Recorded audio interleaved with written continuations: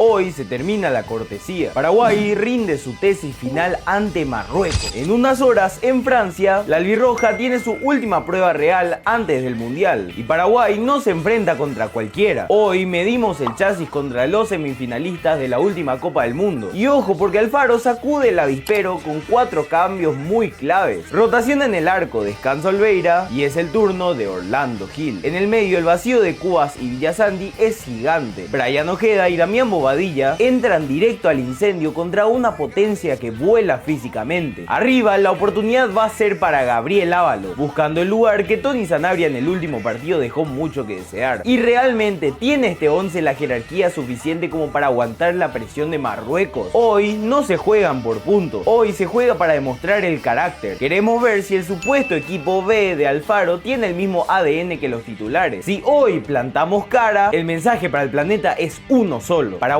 ya no es sorpresa, es más que una realidad. Para más contenido de calidad, acordate de seguirme.